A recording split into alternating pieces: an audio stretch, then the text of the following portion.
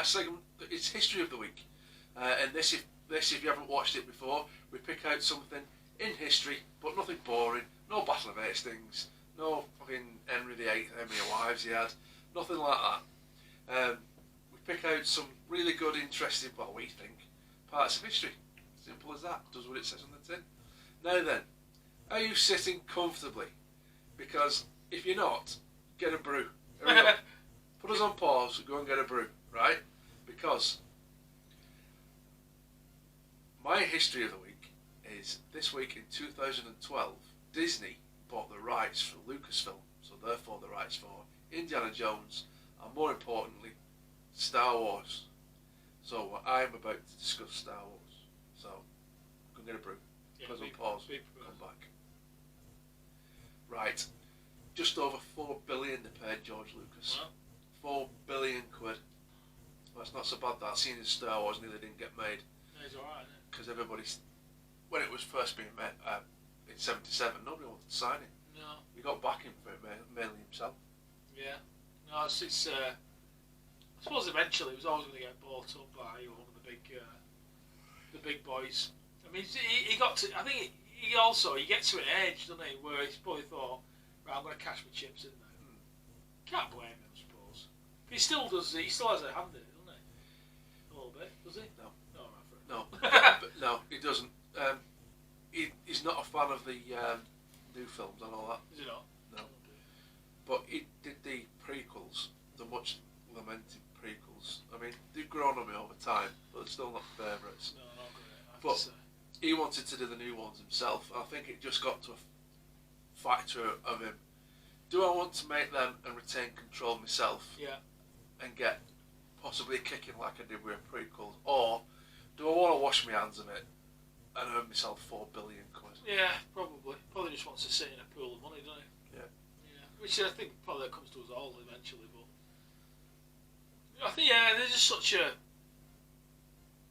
put this way, with the last generation he'll occur. Definitely. Beyond, because it just is, isn't it? Because there's no, it's because culture now is so instant, especially movie culture or I suppose any culture. We live in such an instant gratification age, don't we? Where nostalgia is becoming less important. I think for people like our generation, like I said, it's the last one that really care about protecting anything. Yeah, you got so much choice now. Yeah. There's not going to be anything to be nostalgic about. No, there's not, because it moves too quick. Yeah. It does. It moves too quick. You can't. I suppose you can apply it to anything. But as we just mentioned, Universal Soldier, then. Yeah. So we went to pictures to watch that. And then when you do it, like I said, we went to pictures to watch most of the films at 90s. Yeah. We've got stories about when we went to pictures. Yeah, yeah. When we went to the all-you-can-eat pizza place. Yeah. Yeah, there's some stories. Yeah, but kids these days, they don't have that, because they won't sit here, say Doran and Dean Talk Jr. atoms in 20 years' time, you know what I mean? That's scary. And say our kids are sat here doing this. They won't have that story, because they won't say, oh, do you remember that time when we sat at home and watched Netflix and watched that film? No. Do you know what I mean? Yeah, I do. Everything's so instantly accessible. Yeah. That you just get, there's nothing to savour. You don't savour the moment anymore. I think what's scary as well is that will history somewhat, because of the speed of technology and everything moves, history might get almost wiped out.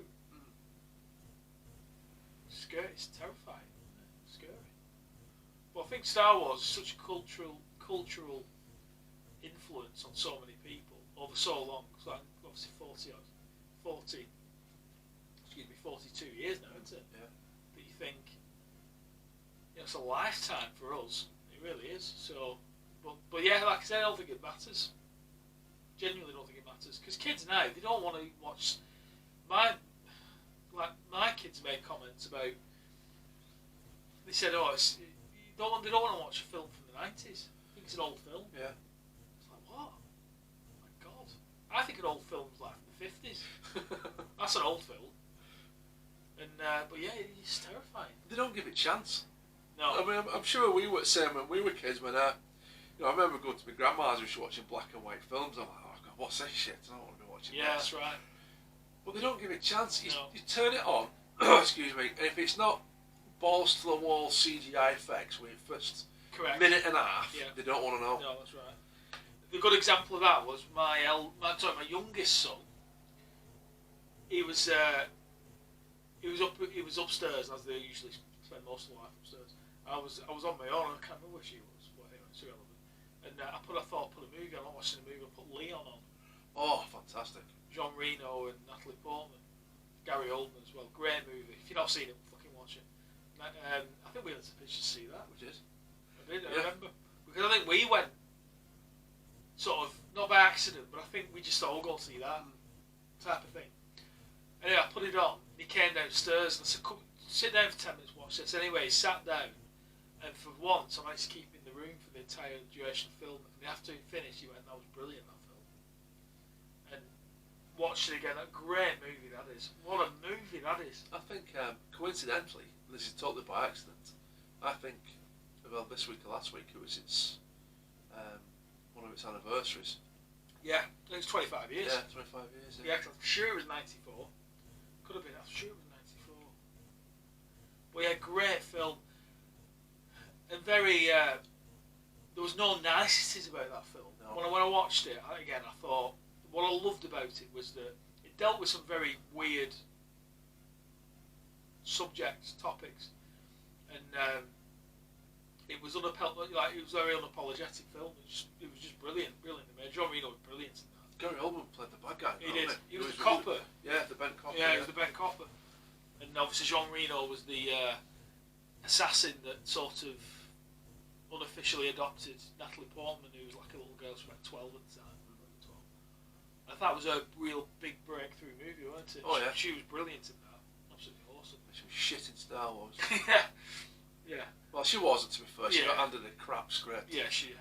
She did, to be fair. But no, I suppose, like you say, with Star Wars, it was going to happen. It is. I'm not going to go on too long of a rant about it because I'll be here all night. But Last Jedi, I hated it. Force Awakens, it was alright. It was a rehash of the original Star Wars. They've got a lot to do in this film. A lot to do. Now, what's cheesed me off is I've been a Star Wars fan forever. Not just the films. I've got most of the books and stuff like that. All the books and stuff, they go into massive detail. There's so many of them. There's hundreds and hundreds of novels. Now, when Disney bought Lucasfilm, what they did was they said all the books and stuff are known as, and the comics are known as the EU or Expanded Universe. So Disney said, no, fuck that. Forget that. None of that is what they call canon.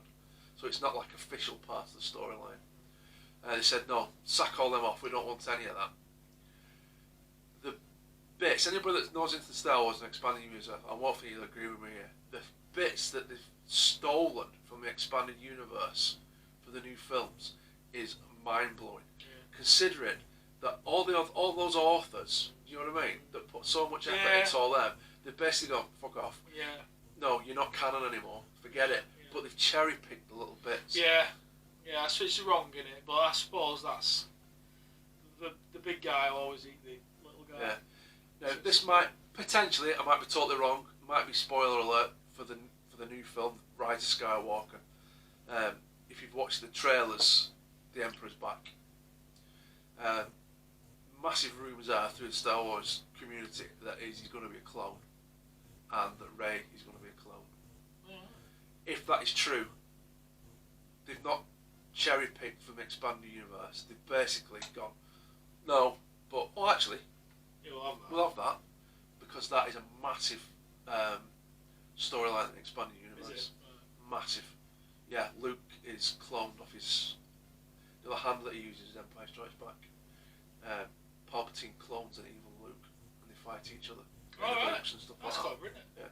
But there's loads of stuff like that. Right. So I won't go on all night, but yeah, Disney, if you start nicking bits of the EU Expanded Universe that you said was basically no good. Not the European Union? No, God no.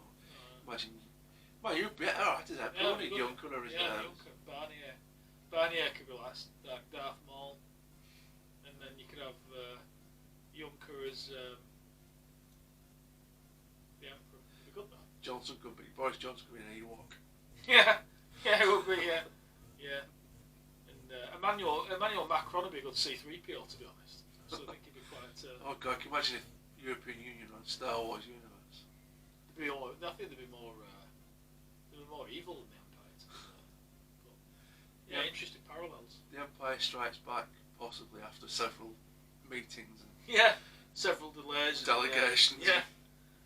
Mind you, flipping thing was like that, wasn't it? Phantom Menace was like that. It was flipping, you know, you were in for a bad one when they were on about in the opening rolling credits, on about flipping trade negotiations. You thought, fucking hell, what? But I can't believe he got away with it. The wild racism in the prequels. Yeah. So obviously Jar Jar Binks, with the Misa so sorry sir and Misa this and it was a bit weird, wasn't it? the what are they called? God.